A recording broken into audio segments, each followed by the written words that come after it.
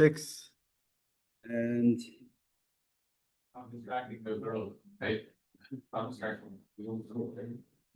all right, so we have 4 questions to look at tonight, and they have to do with this chapter, all of them. Share. Here is something for you. Last time we looked into the steps of the covenant with Abraham, right? We looked at it from the steps of the covenant. Today, I had a new couple that, a girl who's from the church. She doesn't come to this church, so you wouldn't see her. And a man who's coming from non-denominational church. And we were talking about this piece from the book of Acts. So we said, what is mandatory for a person to be a Christian? And he, from where he comes from, he said faith. And I want to share this first.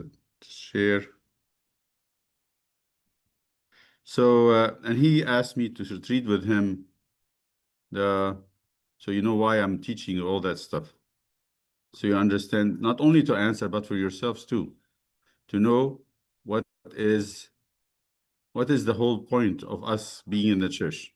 And this is a must for if you're going to teach Sunday school, your identity, yourself as a person, has to be very solid.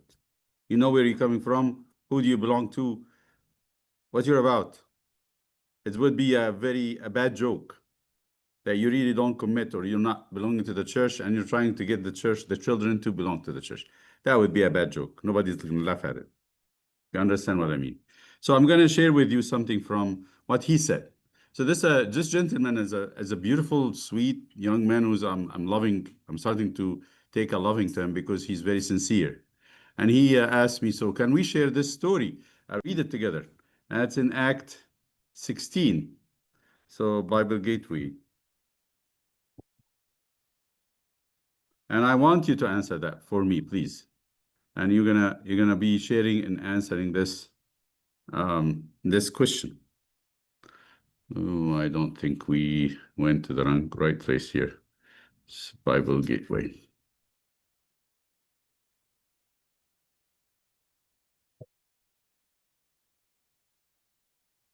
Here, go to New King James. And we're gonna go into Acts 16, which is a famous story of Paul and Silas in Philippi with the jailer at Philippi.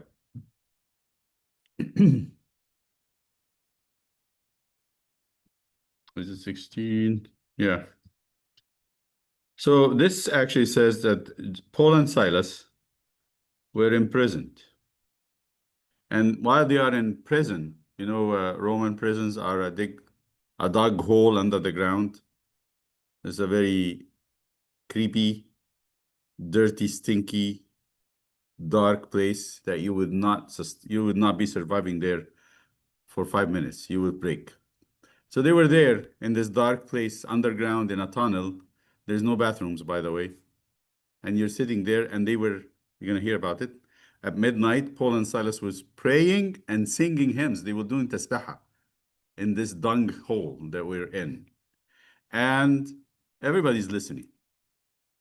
And the prisoners were listening to them.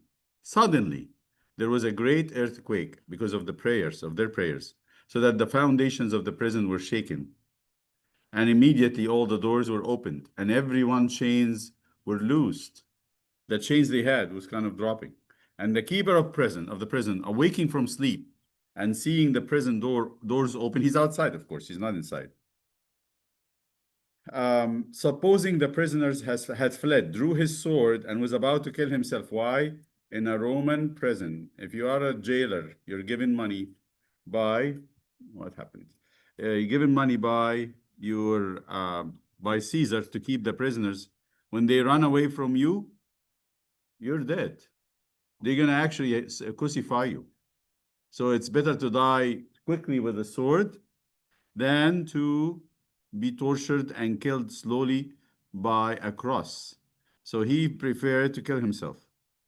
So to understand the situation exactly. We're still in St. John. I don't know what's the story with this. Here we go. More time. I don't know if the other one is. Maybe. Yeah. Maybe we can use that other one.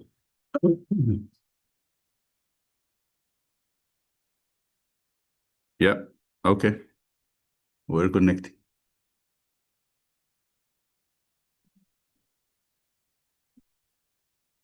Here. So let's go again. At midnight, Paul and Silas were praying and singing hymns to God, and the prisoners were listening to them. Suddenly there was a great earthquake, so that the foundations of the prison were shaken, and immediately all the doors were opened, and everyone's chains were loosed.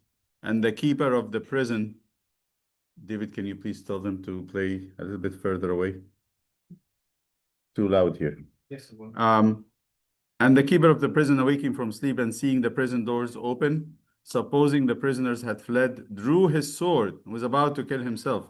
But Paul called with a loud voice. He hollered at him, saying, "Do yourself no harm, for we are all here." Then he called for a light, ran in, and fell down trembling before Paul and Silas. And he brought them out and said, "Sirs, what must I do to be saved?" A very insistent and legitimate question. So they said, "Believe on the Lord Jesus Christ and you will be saved, you and your household." So that's the answer. So he is asking me, why then we need the rest of the church sacraments? Why do we need baptism and then Maroon and then communion and all that stuff? If what's needed here is to believe on the Lord Jesus Christ. Then it doesn't stop here. And he took them and say the same hour of the night and washed their stripes where they were beaten on their backs, and immediately he and all his family were baptized. Now, when he had brought them into his house, the jailer brought Paul and Silas to his house. He set food before them, and he rejoiced, having believed in God with all his household. So you see this after this statement of faith, what happened? They were all baptized. To be saved is not just to confess with your mouth, it follows by baptism. And here I had to explain to this young man, which he was beautifully listening, very, very polite, and he was actually nodding, understanding. I said, there's two ways to look at this. The legal way, we're all guilty of breaking God's commandments, right? We're all sinners. We're supposedly destined to go to hell. It's not working. Destined to go to hell. And then here comes Christ and stand at the court and said to the judge, "Please let them go because I'm going to die in their place." And then the judge says, "Okay, take him, kill him, they go." That's it. Is this what we are looking at the Bible for? What is it then? That's what this is what all we're doing. That's what we're doing here, to talk about what is salvation for us. So he's saying, believe on the Lord Jesus Christ and you will be saved. And then what are we studying? How is that relatable? I'm poking your minds to see if you can think about it. We're studying covenant, we're studying how we can be saved. This is showing that first he had faith and then he had cleansing. Exactly. So he's going into, so salvation is not a court order. Salvation is not a legal declaration. You're free. You're not going to be in prison. You're not going to be executed. You can go. Jesus had taken your place. To the Protestant ideas of salvation, that's how they look at it. As you just say, "I believe," you're forgiven, you're free. So what should I do with my life? You're free. Do whatever you want. That's the Protestant way of looking at it, which is not at all what the church teaches. What does the church teach? This is not a court. Yes. Again, we're studying something here. I want you to relate it to it. Yes. teaches that you have to have the cleansing, then you have to have the. For what? What is the ultimate? What is it? To gain eternal life, then. Like. For what? For what? That's the question I'm asking, because that's how I see that this is our entry question to this time. For what? What do I need to do cleansing for? Camilla.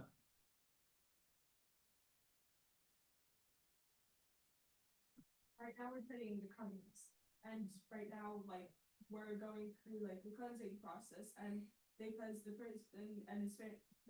prison guard and his family wanted to be saved, they have to go through the process of making the covenant with God. Which means what? Good. You're getting there.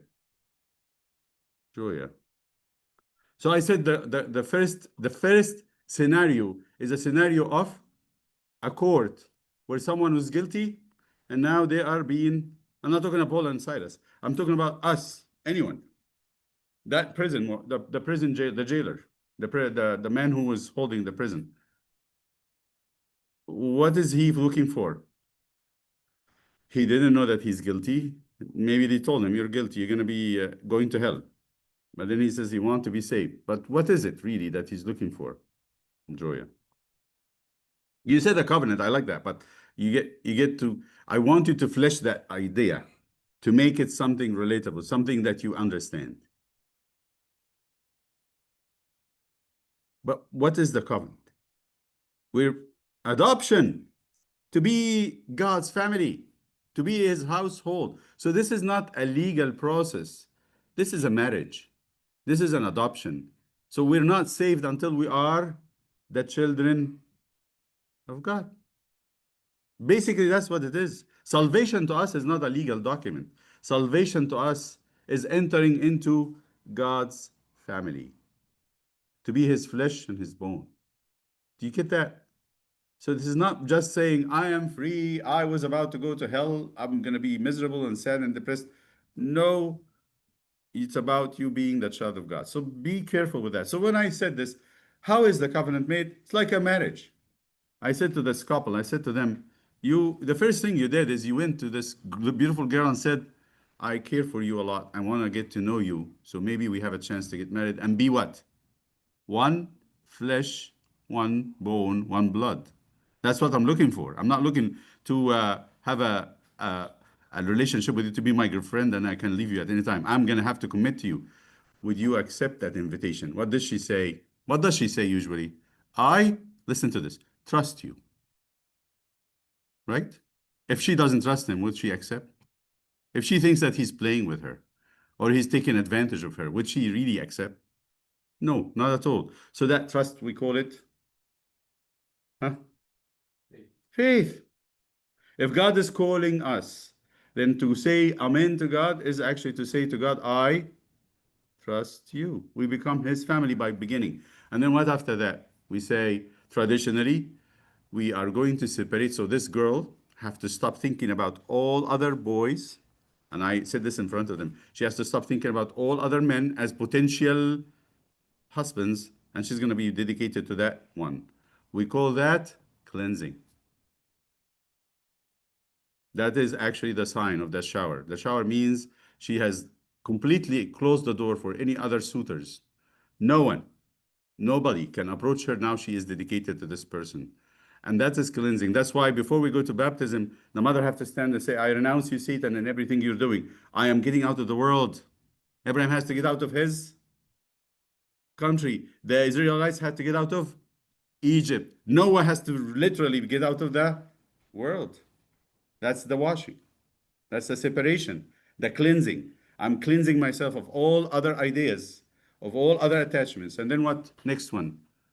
I'd say you go and have the ceremony, and after the ceremony, you have a meal. There has to be a meat, has to be sacrifice. And over that meal, usually, traditionally, the husband promised protection. The father in adoption of that meal of the adoption actually promised protection. I will protect you. If I put myself between you and danger, I will be your guard. I will provide for you. You will never be hungry. You will never be naked. You will never be sad. I promise to make you happy. That's what the husband says. And what else? She's going to say, I promise to not think or serve or love anyone else but you. Isn't that a covenant, right?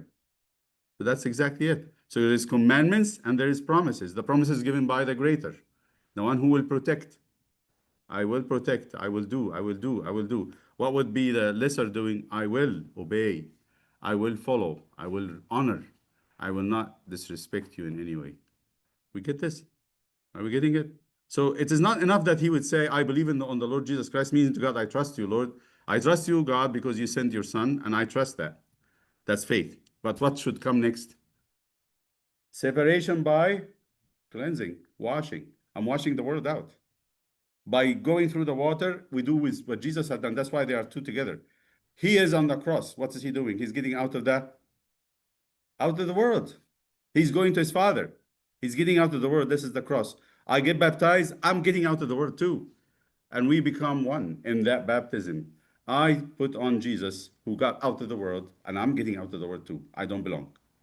And you're going to have from that moment of baptism on an enmity with the world. What is the world? The propaganda of the world, the ways of the world, the way how the world think about everything. I'm going to say to the world, no, thank you, bye. I'm not thinking like you. I don't want to be like you in any way or shape or form. When the world is doing what God wants, I'll be with the world. But if the world does not want to do what God wants, what am I going to do? I still be friends with the world? Of course not. I've promised God in my cleansing. So this is what I told him. And it was very powerful because I saw they were actually into tears when I talked about this because it meant a lot to them as they're going into this covenant. That's why I told you, every time I talk about the covenant, think two things. What? Marriage and adoption, because that's actually what is happening. That's exactly what happens. So you cannot be scared of anything because God has already promised to take care of us. Now, let's go back to the questions I have for you today. If you have any questions about this, I'm going to keep repeating all the items of this covenant so you understand exactly what's happening in the Bible. If you don't understand this, you will never understand the Bible. You will never understand anything in it. I promise you, because that's the major theme where the Bible all revolves around. Everything in the Bible written from that perspective, from the glasses of the covenant. If you don't understand it, you've missed it. And there's no way you can understand it after that. Let's go and read the questions. First question I have for you, when you read the chapter, what's the difference between promise and oath? And that is for you a link between last time and this time, because last time when I asked this question, and it's really important for any teacher, by the way, if you're going to teach anything, Sunday school, you have to do what teachers call assessment. What's an assessment? There are two types of assessment. Formative assessment, you're forming the education, you're forming your students in the formation time. You're trying to find out what did they miss. What did they miss? Did what I teach came across, or they didn't really get it? So what do? I approach it again in a different way. So last time I discovered that most of you did not understand the difference between promise and oath. And we spent some time discussing that. So this time I'm going to ask you to tell me what you understand about the difference between promise and oath. What's the function of genealogy charts in the book of Genesis and in the Bible in general? There is lots of genealogy charts. What is their function? Why is the Bible filled with lists of names? Think about that. God gave Abraham 3 promises. What are they? And in which chapters of Genesis? Each one of them. There are 3 promises. And where they are, actually, it's a single. Which chapter? And then upgraded the 3 promises to 3 covenants with Abraham. What are they, and where can you find them in Genesis? And the next question, God fulfilled the upgraded promises and made to Abraham in 3 later covenants. So you have promises, covenants with Abraham, later covenants as a fulfillment of the promises.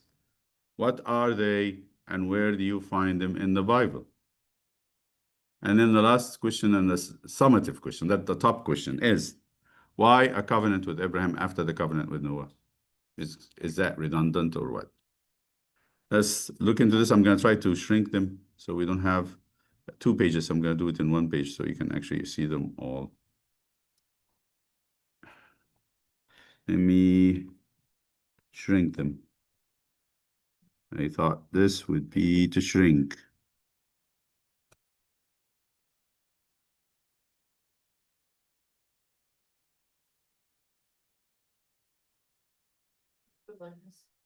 Is it?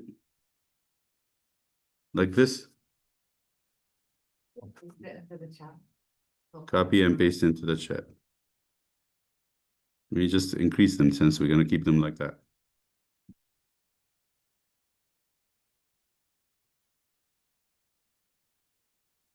You see, I need to take off this one here. That one. Let me just make them a little bigger though.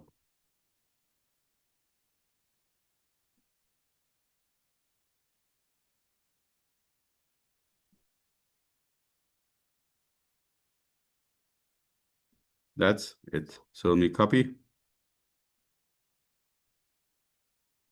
Chat.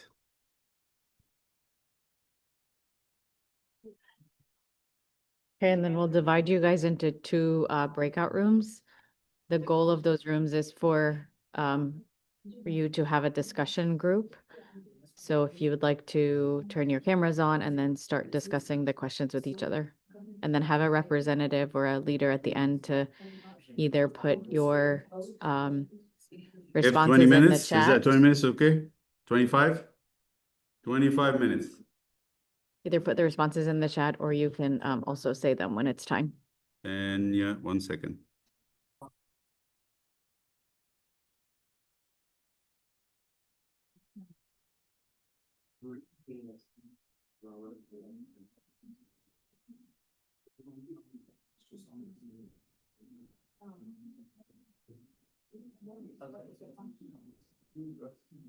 Twenty-five minutes.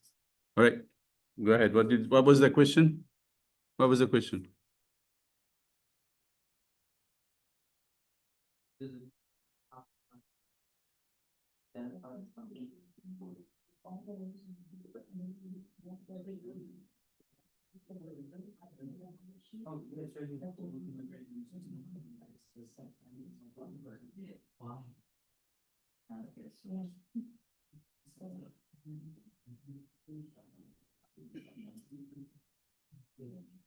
No, this isn't the whole assessment of how deep.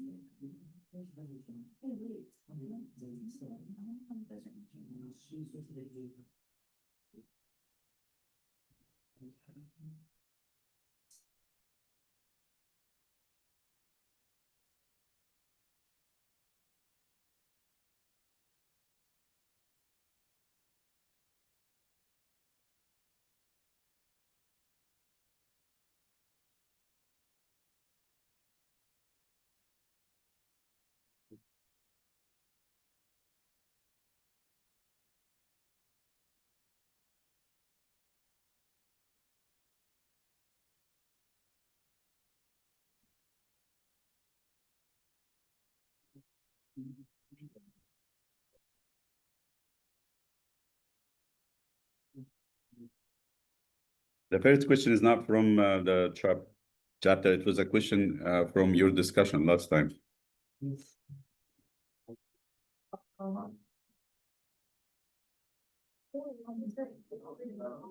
Problems with like, where, oh, no.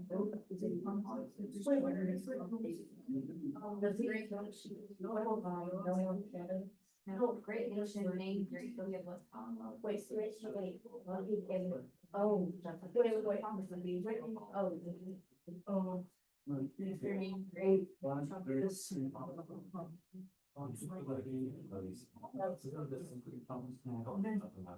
is the function of the G? No.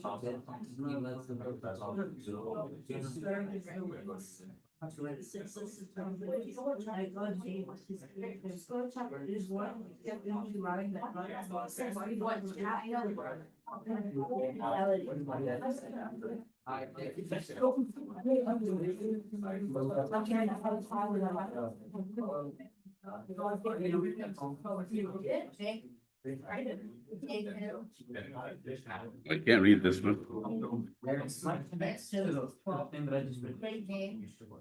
Ajani, mercy on my eyes. It's pretty unreadable now. Do me something. I can't read it. And there's no way.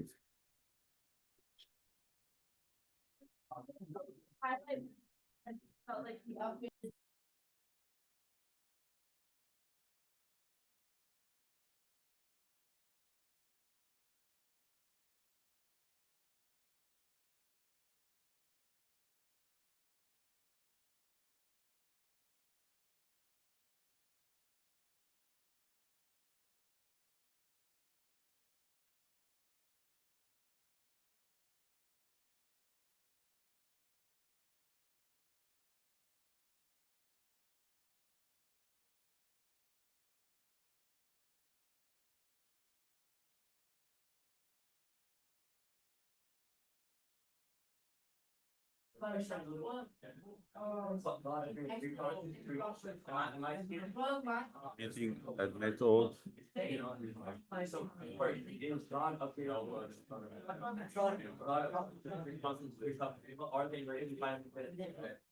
What's so the question? Don't get involved. Don't get involved.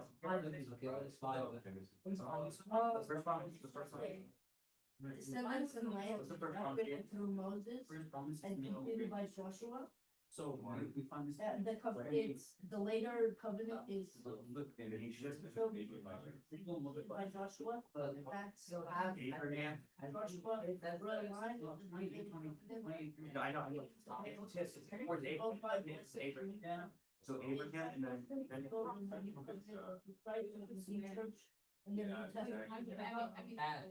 And then why covenant was after a covenant with Noah? Why? No, that's. Don't need. If you would, I don't know what you do. Why? Like a,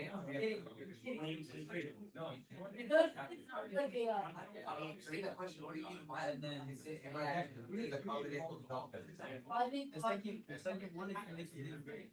Why? Oh.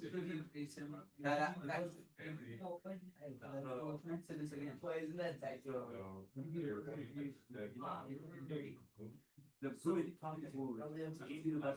Right. I agree with you.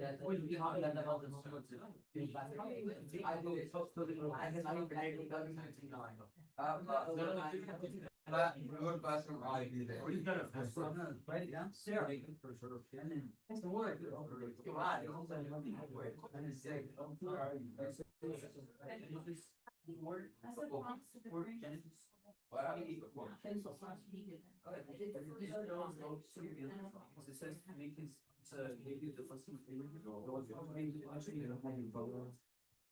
Today, so those three.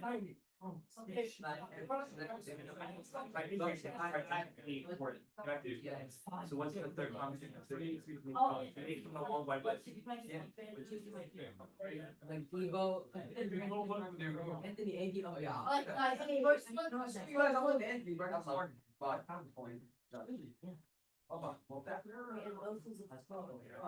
So I think that.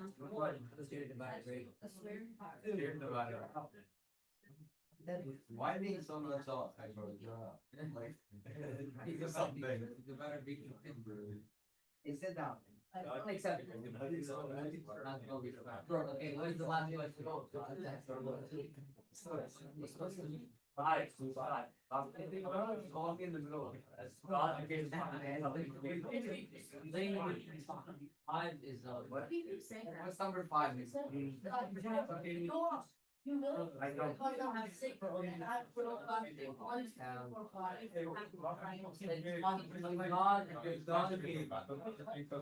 How did you get? Side is so fast, the upgrade is on. I haven't listened to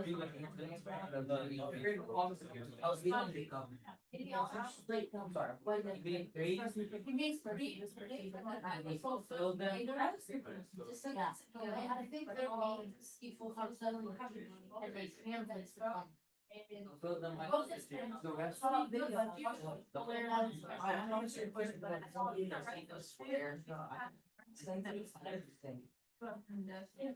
So we've got all like 7, 7, I think that's. Yeah. I saw it in the community. Oh, right. Well, I'm willing, but I'm gonna do 3 because that way. Yeah, so bad. Yeah. I'm on my bus. Okay, I'm on my bus. I tried to, I think, Yes. I swear. Okay, wait, no, that's a public. So. Ah! And the whole is a marriage. What are you? So, you're not paying the sign.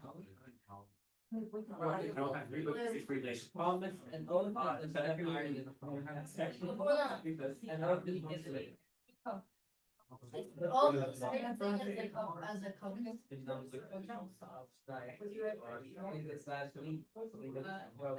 I did disappointed, Kevin. It's essential for a covenant. Oath is essential for a covenant, but it's not equated with a covenant.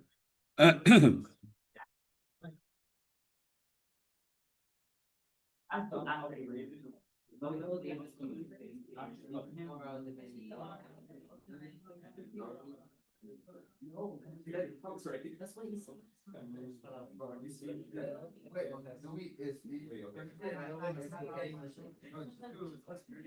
Oh, bro. Hey, where'd my key go? Guys, focus. So most of the day when we, what were the 3-layer codes for? Where are they 5? I don't know. That's what they are. Yeah, not driving 5. 3 was, where am I supposed to go? It was land, nation, and us. Oh my God. And a blessing. Oh, no, and I forgot. So, I said that once, right? And it said, Yeah. yeah. Is a higher of those are the promises that God gave. And then there in Genesis 12, two people actually do that.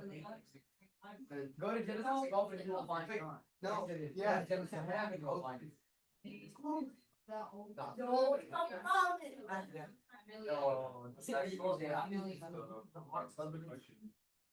That's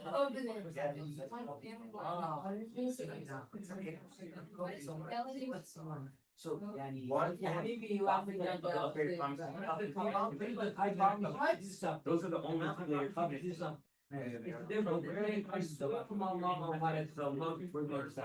That's it. He brought. It's more of a problem. I'm serious. No, it's a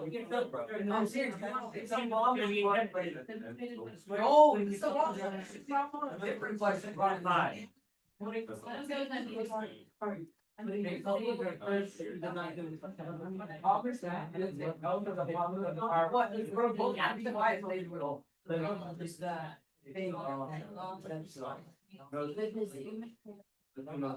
Yeah, and then I made another.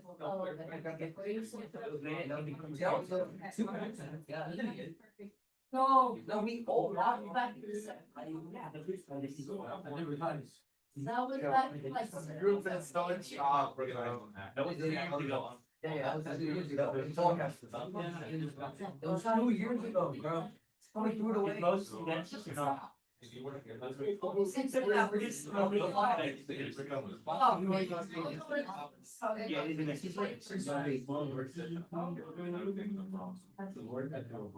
Yeah, I was generating.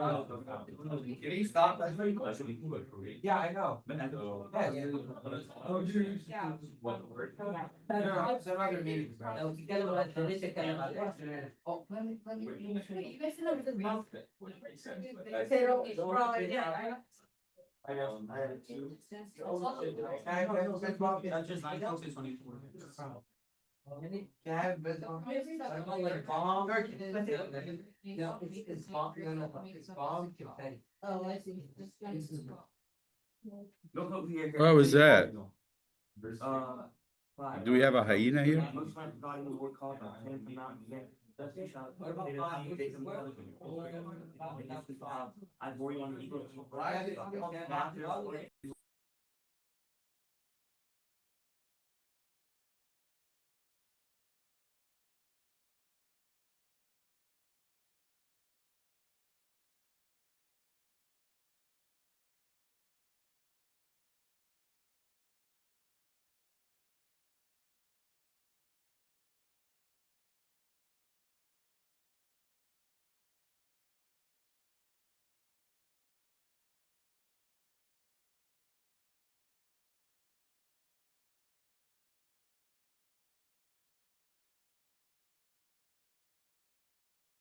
All right, everybody, time is up.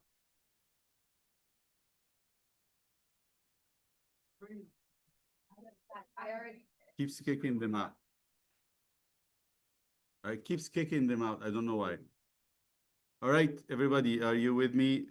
Let's 3, 2, 1. Eyes on me and ears. Okay.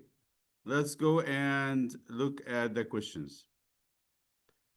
Sorry, can you gave them like 50 seconds to get out of the room. Sorry. Okay. Should They're out now? 47. So let me say about something about your homework. It shows me you really, really didn't get it.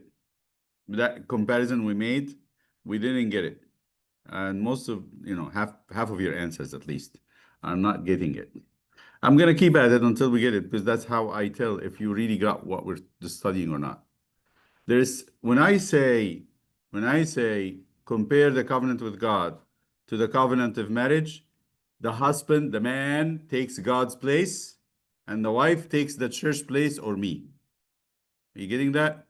So I'm comparing the covenant between God and us as a marriage between a man and a woman. So the metaphor applies this way. The man is the side of the church or God.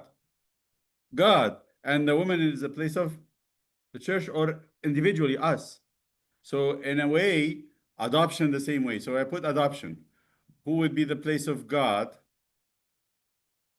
The parent. And what would be the place of the church or me? That child, right? So when you say, I say the couples, tell me about the promises. You tell me God promised or they promised each other. No. The promises mainly is the husband. In a marriage, the promises are on the husband. You understand this? In the church, the husband is responsible as the head of the family. We say, St. Paul said it, husbands, love your wife as Christ loved the church. So which place is the husband? The place of Christ. Which place is the wife? The place of the church. So when I compare the three, Noah, the flood, marriage, and baptism, don't confuse it. I'm trying to get the three parallels. So the first one we talk about faith. Now let's do it together, because that's how I saw. Now I know where you are and your understanding. When I say faith, in the case of Noah, how is that the calling and the faith was shown? The first step in the covenant, right? God's calling and building. We all got that right, almost all of you. The second step is in the case of the marriage. Who trusts who? Because it's traditionally the man who goes to, I hope that the woman doesn't go and ask some boy if he would be interested. That would be a little bit awkward. But usually the boy who approaches the girl and says, would you like to know me? I love to know you. That's how it is. And the girl can say, I trust you, or no, from what I see, I cannot trust you. You're playful, you're just not mature enough, and I cannot really surrender my life, which is most important to me, to you. That's why I say when it happens in middle school, that's a disaster. Both the boy and the girl are actually out of their mind to think that way, that she can trust him too, or even high school. for that matter. That she can trust him to take care of her. It's crazy. All what will happen is she will bring him down, and both of them will end up homeless. Like it happens a lot in this culture, by the way. That means a man is mature enough and responsible enough to build a career and take care of himself before he is able to take care of anybody else. So that calling is the man, the response is the woman, as God and us. What's the third point? I said baptism. The calling is invitation to the church. Who is the responsive person? In the case of mature people, a mature person. But if in the case of a child, the mother, usually. Next, cleansing. In Noah, it was the flood. And the flood meant to separate him from the world. In the case of marriage, what does that mean? In an act we call the bridal shower, the wife or the husband or the future wife, the girl says, and on this night, I'm going to close all the doors to other potential suitors. I'm not going to think about any other boy. From that moment on, I'm completely focusing on this one man. I am his. And that's it.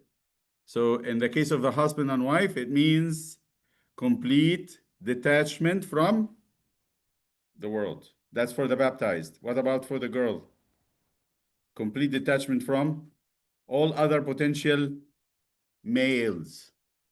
Same thing for the boy.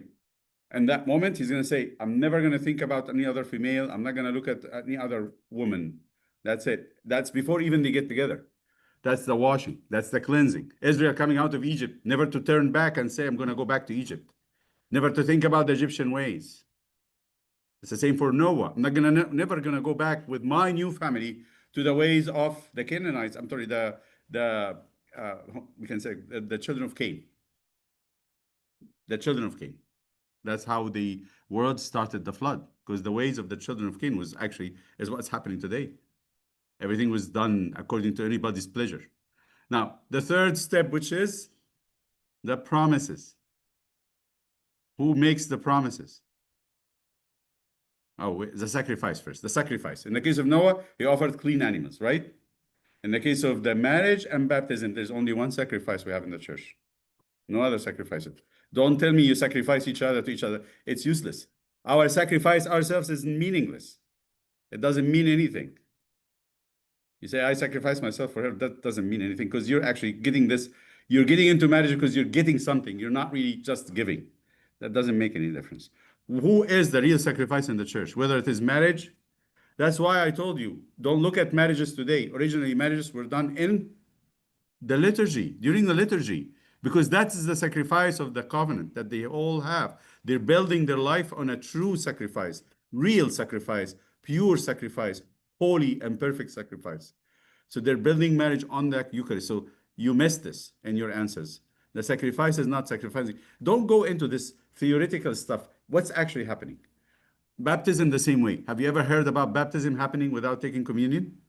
Never. They will as a priest, I will not, except in extreme emergency, somebody dying in the intensive care unit. I take my baptism water and go, and I usually take with me a communion after the communion. I take a little bit, if it's a little baby or they cannot swallow, I would dip my finger in the soaked blood of the body. I will put my finger on the blood of the body and I put it in the mouth of the baby after I baptize him or her. But that's the sacrifice. There is no other sacrifices. So both baptism and marriage sacrifices Jesus, the Eucharist. What's the next one? The commandments. The commandments are given to the lesser. So that commandments usually are given to the wife, but actually the husband is included because we warn him. He has to be like Christ. He has to be like Christ. And the wife has to kind of subordinate herself to listen to him and to respect him. If she doesn't respect him, nothing else can actually heal that marriage. If the wife loses respect for the husband, there is nothing I can do as a priest or anyone else that will fix that marriage. Just trust me on this one. For the newly baptized, we say, keep the commandments of Christ, come to church every Sunday, take communion, bring your kids in the fear of God. How about the sign? The sign for Noah was the rainbow. And a sign has an oath in it because the rainbow is made out of 7. We looked up that number 7 in the Old Testament, and what was it? Shiva, which means a swearing of a oath. I shiva myself, I seven myself means I put myself under a curse. What's the difference between an oath and a promise? We had this problem last time.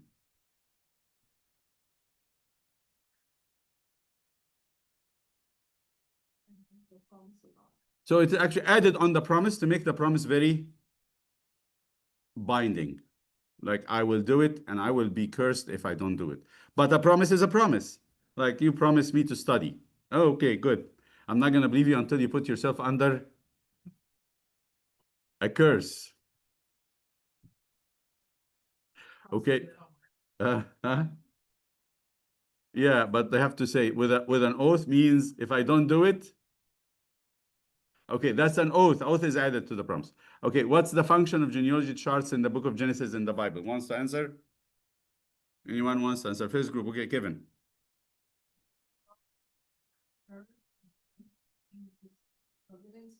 That God made with his human family.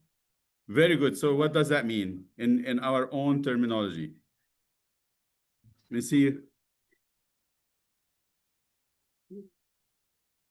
Okay, I have something here from Sarah. Oath is a swearing and it invokes a higher power or authority as God or law. Promises is the commitment to do something. Great, good. So you add as an oath to a promise to make it binding. Genealogy, Kevin says, is The covenants that God made with his human family. which means that God is, Um, what is the word for it? And especially of relationships and covenants. What's that? There's a word we have to use. Yeah, we call that what? Yes, trustworthy is one. What do you say when God actually shows that he keeps his covenant?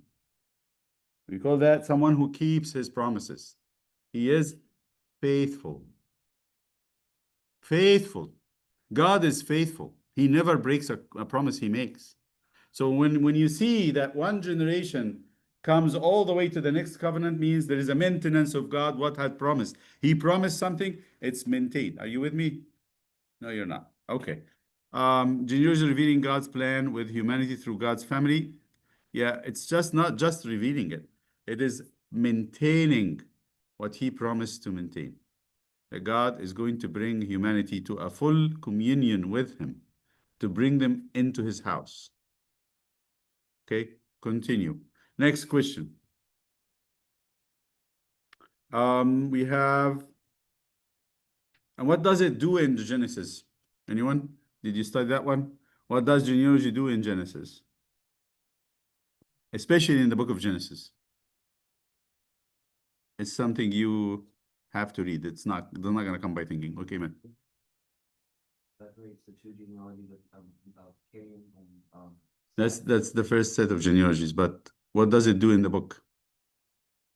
It breaks the book of Genesis into 11 pieces.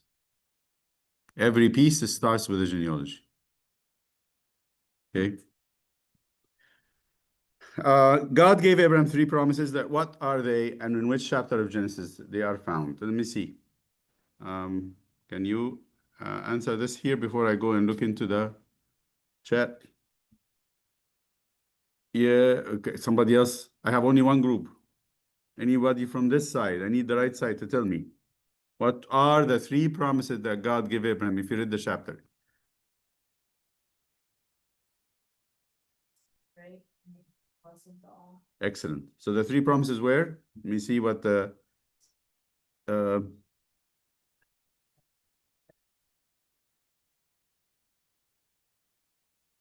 very good, Macrina. Okay. God gave Abraham 3 promises: a great nation, people with land, great name, and a blessing to all humans as Jesus from his descendants. So great. So the 3 promises are, let's go again. 1, great nation, which is a Hebrew word for it is goy. Just remember that. Goy is the Hebrew word for great nation, which means what? Land and great descendants, right? Number of people. Okay, and the second promise is to make his name great. What does that mean?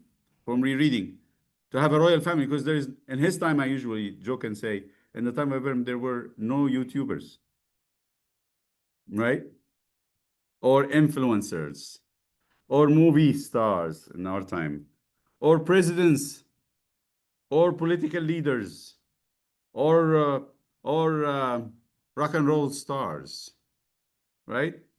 All these names that you hear about it and they're famous. What was the famous names in his time?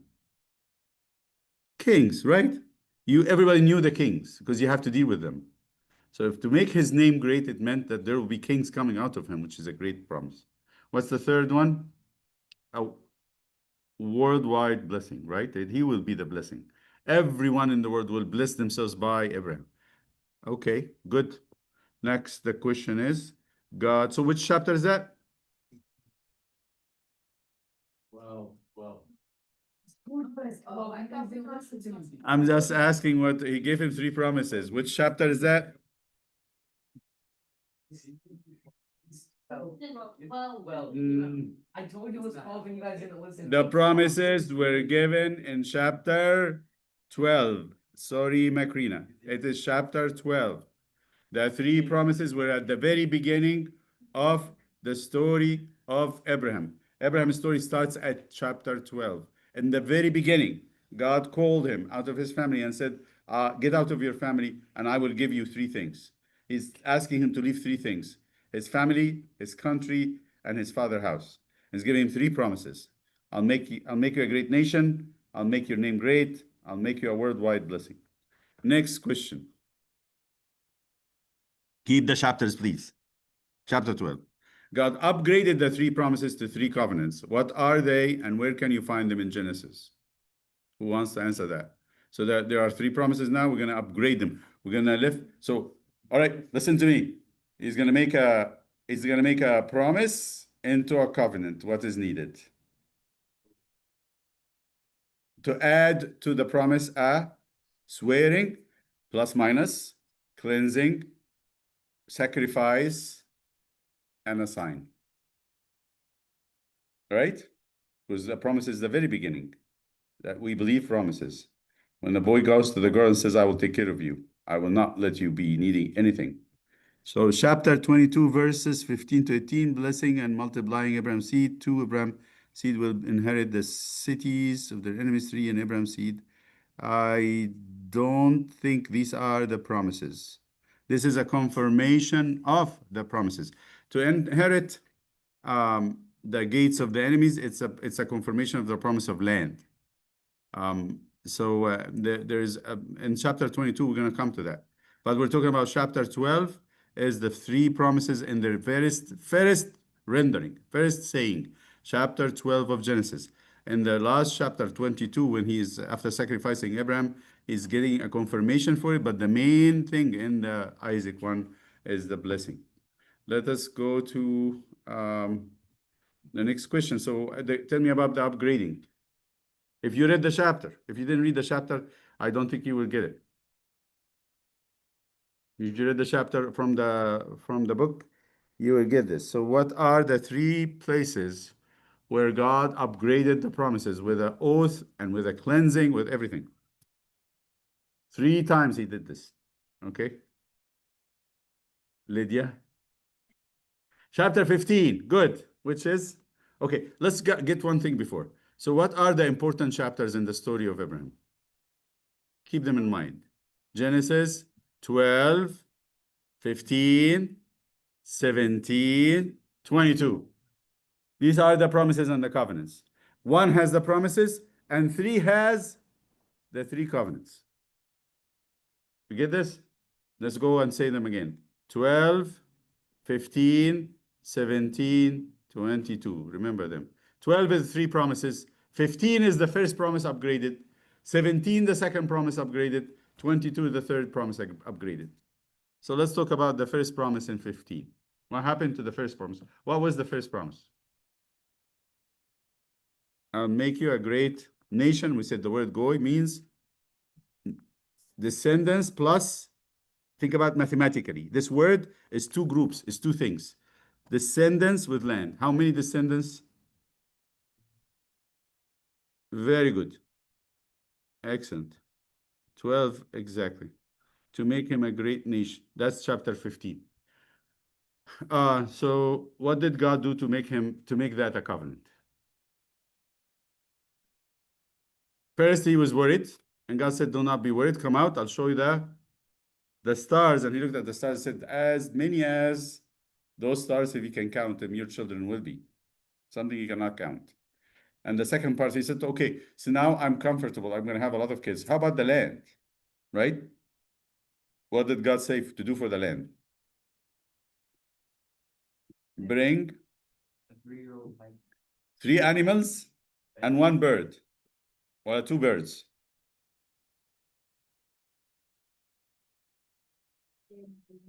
Okay, so 3 animals and 2 birds, 5.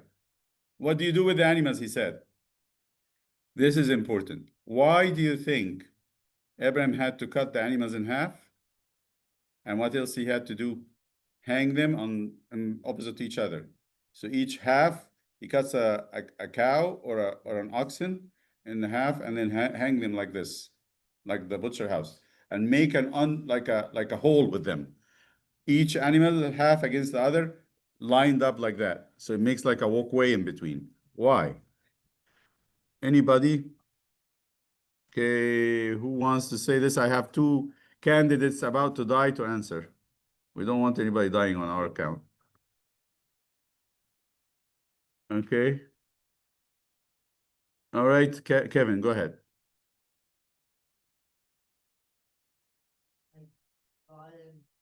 In which way? like, We didn't read the chapter. That's what it tells me. We did not. So why did he has to cut the animals in chapter 15 for the first promise to be upgraded into 2 pieces, and he has to go through them? That's why I think you should read the chapter, not really just. Chapter says that, but it's like you said, you told us before, it's because it's a whole of like a. Yes, it's not written in the chapter. I didn't see it written, but I read it last week. If it's not written, I'm gonna have to go and add it. I do believe it's written, but chapter guys.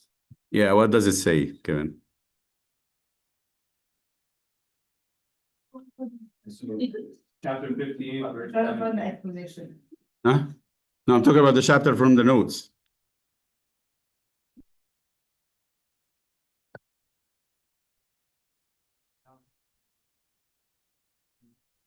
Next question Abraham had was regarding land. Then he said to him, I am the Lord God. How shall I know what I will inherit? I am the Lord brought you out of Ur, the Chaldeans, to give you this land to inherit. And he said, Lord God, how shall I know that I will inherit it? God instructed him to prepare sacrifices in a certain way. He would have 3 animals cut in half and 2 birds uncut.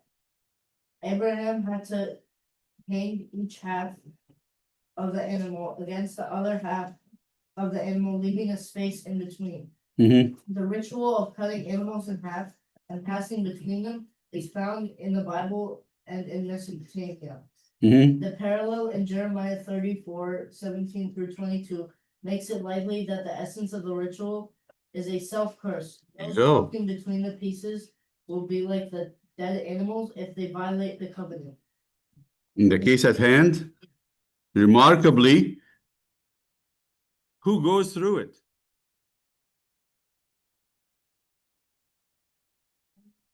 If he invokes the self-curse and nothing is said about any covenantal obligations that. Thank you, Sarah. Yes. So what is God doing in this? What's God doing? The tradition was 2 kings come together and they make promises to each other of peace. And at the end of the promise, they do what? They get an animal, cut it in half, and they pass through it. What does it mean? Like a self-curse. It's a self-curse. May I be cut in half like those animals if I go back on my words. But who goes through those cut animals? Think about it. Not Abraham. The Lord himself takes the curse upon himself that I will give you this land no matter what happened. May I, this is God saying, may I be cut in half if I don't do that to you. Think about that. Is God obliged to do this? No. Why is he doing it? The Lord himself, the creator, is doing this with Abraham. Why? He loves him a lot. And he wants him to be reassured that no matter what happens, any curse, I'll take it upon myself. You're not going to be cursed, but I'm going to give you the land. So what is that? That's a kind of oath. He puts himself under a curse. So that promise of land and people is upgraded into, you have the sacrifice and you have the oath, right? So that promise is upgraded to a covenant. It says oath over sacrifice. That sacrifice is what? Animals. At the time, there was no other sacrifice. You have to have an animal. So animals sacrificed to make an oath, right? We got that. I hope you got it because I will see. I will understand if you got it or not. So there is a curse that God puts himself under, not Abraham. Again, let me just say it again. Just pay attention last time. In those times, kings will make covenants with each other, swearing oaths to each other to whatever they promise each other. So what they do, they cut animals in half and they pass through them. What's that? It's a sign. May I be cut like these animals if I go back on my promise. What's that? A self-curse. So God asked Abraham to cut the animals in half, and it's God himself, the Lord, who passes through them, saying to Abraham, if I don't do what I told you that I will do, may I be cut in half. Imagine. You get it? Do you get that? This is mind-blowing. This is crazy. So he's not like making a journey or a trip. He likes to walk among dead animals. That's not God. Yes, Anthony. So where is the promise in there? Where is the promise in this chapter? I give you a lot of kids. 2, and I'll give you the land, right? The goy. Those are the promises. What's the oath? Going through the cut animals. The birds are not to be cut. Why? First of all, because the birds are too tiny. They're little things. Second, the fathers of the church said the birds represents the spiritual people. They cannot be cut. They cannot be cursed. That's what they said. There's definitely something about it that the sacrifices of birds, as the small birds, are not to be considered for cursing. They're very tiny and peaceful. They're not supposed to be like animals have an animal nature but the birds are not. They symbolize something spiritual. They cannot cut them. But the 3 big cadavers, those big animals, showed everybody that is because they represent us. These animals represent us in a way. All right. That's maybe we should stop here. Should stop here because I don't want to give you too much. But I want you to think deeper, please. Are you getting a little bit deeper into this account, which maybe you read or you didn't read before, but has a lot more to give than what you think when you read it alone? Do you agree with me? Okay. All right. All right. Any other questions? I want to see what the Zoom group promise plus oath over it plus sacrifice equals a covenant. Thank you, sir. Yes, absolutely. We prepare to it by faith and trust, and we prepare for it by cleansing. But eventually, that's what this should be. The cleansing in this case. Anybody knows what the cleansing is? Anybody? There is a cleansing happen here. I'm talking. No, leaving his country. Oh, yeah. The cleansing is separation. Of course he did. 12, he left. When he given the promises, Abraham left. In chapter 15, it was many years later in Canaan and by himself. Okay. All right, everyone. Any questions? Circumcision is going to come later. It's 17, by the way. So Sarah, yes, you're right on the first one. Circumcision is as a cleansing. This one is by separating from his family. He had to leave. We said cleansing is separation. Okay. So circumcision come in the next covenant. I hope everybody's starting to see a little bit, your eyes are open and seeing exactly how things are being going. But we're gonna keep at it until we get the whole picture. You will get there. All right? Let's go. Let's say our Father. Make us worthy, O Lord, to say thankfully. Our Father who art in heaven, be thy name, thy kingdom come. Give us this day our daily bread, and forgive us our trespasses, as we forgive those who trespass against us. Lead us not into temptation.